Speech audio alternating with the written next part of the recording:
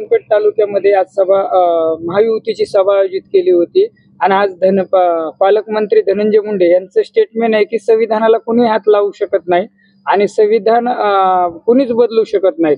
तर एकीकडे आज परभणीमध्येच चंद्रशेखर बावनकुळे म्हणतात की 26 तारखेला मत म्हणजे समान नागरिक कायद्याला मत। तर ही दुतर्फी भाषा महायुतीकडून होताना दिसून येते, याकडे आपलं काय मत आहे? महायुती मधील घटक पक्ष हे दिशाभूल करत आहेत। 400 पारचा नारा देणारा भाजपचा मनसुबे हे देशातील संविधान बदलण्याचे आहेत आणि हे मी सांगत नाही तर देशातील सर्वोच्च न्यायालयानं भाजपा सरकारने केलेला इलेक्ट्रोल बॉन्ड सारखा कायदा असंवैधानिक ठरवलेला आहे।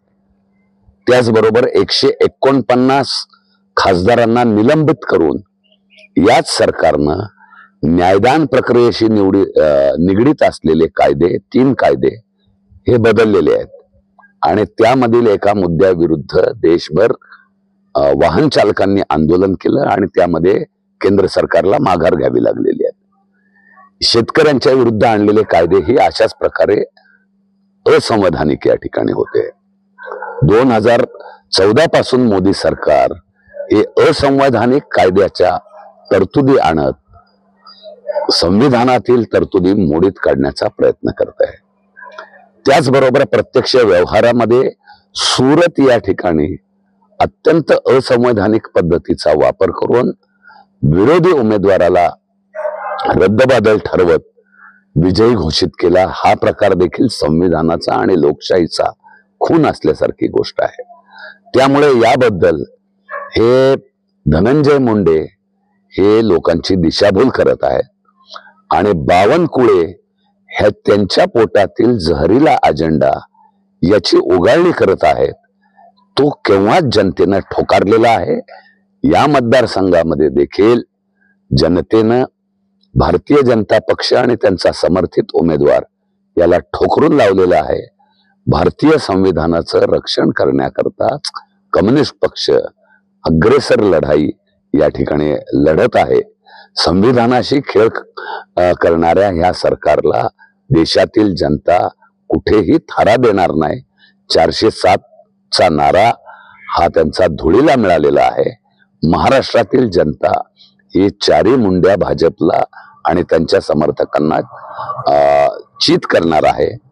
हा मात्र काळ्या दगडावरची रेघ आहे। परभणी जिल्ह्याच्या उमेदवारांसाठी या ठिकाणी पंतप्रधान नरेंद्र मोदी यांची सभा घ्यावा लागत आहे। त्याच्यानंतर उद्धव बाळासाहेब ठाकरे गटाचे सध्याचे स्थाप हे उद्धव ठाकरे यांची सभा घ्यायची आहे। कारण आता बघत आहेत आपण या ठिकाणी तिहेरी लढत आहे, याकडे कसं बघणार आहेत? नेमकं यांना आणून काय साध्य करायचं या ठिकाणी? पंतप्रधान नरेंद्र मोदी यांनी केलेल्या भाषणामध्ये जहर उघडलेलं आहे। ते ज्या प्रकारे भाषा वापरतायत त्यामधून हिंदू मुसलमान तणाव वाढवणं हा त्यांचा राजकीय लाभासाठीचा धंदा आहे आणि ज्यांच्या विरुद्ध आज टोंक या ठिकाणी केलेल्या भाषणाबद्दल कम्युनिस्ट पक्षाने विरोधी पक्षांनी त्याच्या विरुद्ध निवडणूक आयोगाकडे तक्रार दिलेली आहे। परंतु पंतप्रधानांच्या विरुद्ध दिलेल्या तक्रारीबद्दल हे निवडणूक आयोग पुरेसं गांभीर्य दाखवत नाही। हीच बाब मुळामध्ये लोकशाहीला मारक आहे। दुसरी महत्वाची गोष्ट म्हणजे त्यांनी केलेली भाषणं परभणी जिल्ह्यामधल्या सिंचनाबद्दल व्यक्त केलेली चिंता, सिंचनाच्या भ्रष्टाचाराशी निगडीत नेत्यांना मांडीवर बसवून ते भाषण करतात। त्याचबरोबर दिवाळखोरी घोषित केलेल्या आमदाराला मांडीवर बसवून 4000 कोटी रुपयाला 16 शेतकऱ्यांना चुना लावणाऱ्या आमदाराला मांडीवर बसवून ते शेतकरी हिताची चिंता करतात। हे हास्यास्पद आहे आणि त्यांच्या भाषणामध्ये ना कुठल्या आरक्षणाची गॅरंटी आहे ना सामाजिक न्यायाची गॅरंटी आहे। त्यांचेच नेते हे ज्यावेळेस समान नागरिक कायद्याच्या नावाखाली आरक्षण आणि समता हे संपुष्टात आणण्याचा त्या ठिकाणी प्रयत्न करतात। हिंदू मुसलमान तेढ वाढवण्याकरता अशा प्रकारचा अजेंडा ते पुढे रेटतायत। याला देखील जनता पालथ पाडल्याशिवाय राहणार नाही।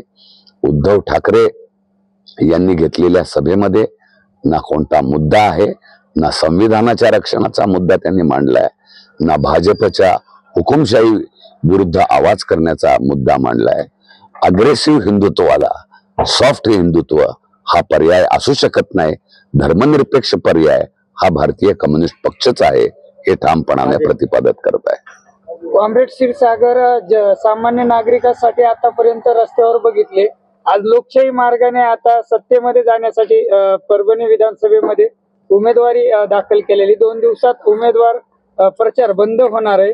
तर याकडे कसं बघणार आहे? त्यांच्या जनतेचे प्रश्न सोडवण्यासाठी आपण सदैव रस्त्यावर उतरलेला आहे, तर आता मतासाठी त्यांच्याकडे कशा पद्धतीने बघणार आहे?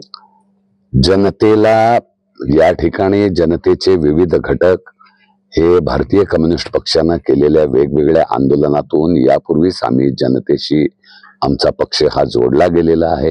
जनतेवरती सरकारनं केलेल्या प्रत्येक हल्ल्याविरुद्ध आणि प्रत्येक अधिकारासाठी ही रस्त्यावरची लढाई आम्ही लढत आहोत.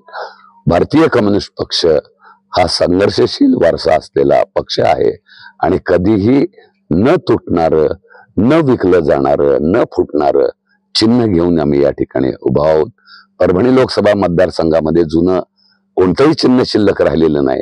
ते सगळे डब्यात गेलेले आहेत, विकले गेलेले आहेत, मोडले गेलेले आहेत. फक्त एकमेव चिन्ह जे आहे विळा ओंबी हेच असं चिन्ह आहे जे श्रमकऱ्यांच्या संघर्षाशी निगडीत आहे. त्यामुळं यामध्ये मोठ्या प्रमाणावर शेतकरी असतील, शेतमजूर असतील, आदिवासी असतील, भटके विमुक्त असतील किंवा मराठा शेतकरी असतील, मुस्लिम अल्पसंख्याक असतील, समाजातल्या सर्व जाती आणि धर्मामधील श्रमिक जनता ही लाल झेंडा खांद्यावरती घेऊन आमच्या सोबत उभी आहे. त्यामुळे या निवडणुकीमध्ये विजयाच्या दृष्टीनं कम्युनिस्ट पक्ष महत्वाची भूमिका करण्यात शेतकरी कामगारांचा रोल आहे आणि ती मोठी वाटचाल घेण्याच्या तयारीमध्ये कम्युनिस्ट पक्ष आहे.